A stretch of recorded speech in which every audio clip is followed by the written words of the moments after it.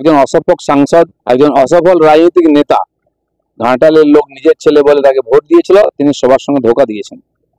দেব আজকে বলেছে যে দিলীপদা আবার খড়গপুরে দাঁড়াতে চাইছেন, কিছু তো ওনাকে করতে হবে, আমি ওনার সব টার্গেট। আমি কি করেছি খড়গপুরে গিয়ে দেখে আসুন, মেদিনীপুর লোকসভায় যান, আমি তো দেখতে এসেছি দেব এখানে 10-12 বছরে কি করেছে, 15 বছরে, তো সেটা দেখতে এসেছি। সেখানে দেবকে টার্গেট করলে কারো ভোট বাড়ে না। একজন অসফল সাংসদকে যদি আমি টার্গেট করি আমার কি লাভ হয়? আর দিলীপ ঘোষকে টার্গেট করে অনেকে ইমেজ তৈরি করে।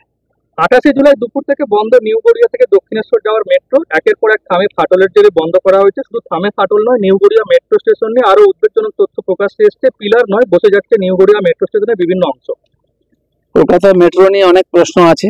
আমরা দেখলাম হাওড়া শিয়ালদা এই মেট্রো নিয়ে কত বছর ধরে সমস্যা চলছে। এগুলি বিশেষজ্ঞ দিয়ে দেখানো উচিত, মাটি ঠিক টেস্ট হয়েছে কিনা, সেই মাটির উপযোগী কনস্ট্রাকশন হয়েছে কিনা, এগুলো ইঞ্জিনিয়ারদের ব্যাপার, দেখা উচিত। তাহলে কিন্তু মানুষ ভয়ে ভয়ে প্রবাস করতে বাধ্য হবে।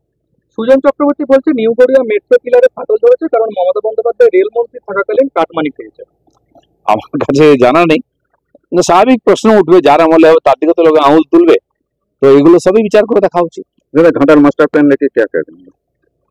भारतीय जनता पार्टी जब सत्ता में आएगा वेस्ट बंगाल में, तब घाटल मास्टर प्लान लागू होगा। केंद्र सरकार सहयोग करने के लिए तैयार है, यहाँ की सरकार करने के लिए तैयार नहीं है। मास्टर प्लान का वो झांसा देके बहुत बार चुनाव जीता है, अब यहाँ का लोग निर्णय लेंगे, तब तक टीएमसी को वोट देंगे। मास्टर प्लान করে ঘাটালের লোককে জলেতে প্রতি বছর ডোবানো হয়, এটাই মাস্টার প্ল্যান।